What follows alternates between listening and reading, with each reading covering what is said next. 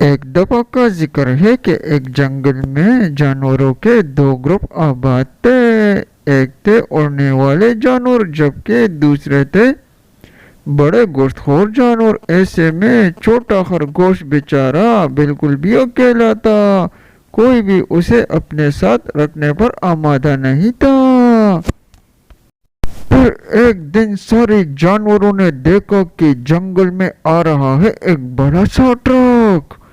سارے جانور تفتیش میں مبتلا ہو گئے کہ پتہ نہیں یہ ٹرک کس کے لیے آیا ہے، کہ اچانک اس ٹرک میں سے نکل آئے کچھ لوگ اور اس میں ایک خطرناک شکاری بھی تھا جو اصل میں جنگل کے جانوروں کو چڑیا گھر میں لے جانے کے لیے آ رہے تھے۔ شکاری دل ہی دل میں سوچ رہا تھا کہ کس طرح وہ سارے جانوروں کو چڑیا گھر منتقل کر سکتا ہے۔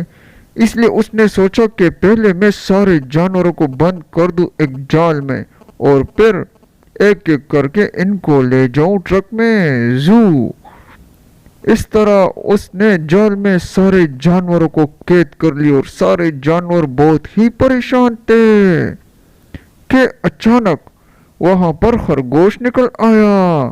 خرگوش نے سارے جانوروں سے کہا کہ بھیا تم فکر مت کرو، اگر تم کسی ایک گروپ میں مجھے رکھ لو تو میں تمہارے لیے جال کاٹ سکتا ہوں کیونکہ میرے دانت بہت ہی مضبوط ہے۔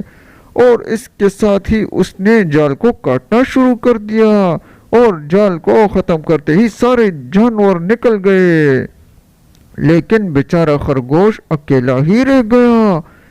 خرگوش سوچ رہا تھا کہ پتہ نہیں اب میرا کیا ہوگا کہ اچانک وہاں پر آ گیا ایک کینگرو۔ کینگرو کے آتے ہی کینگرو نے اسے اپنے جیب میں ڈال لیا اور چلتا بنا۔ اس طرح خرگوش بھی سارے جانوروں کے ساتھ خوشی خوشی جنگل میں زندگی بسر کرنے لگا۔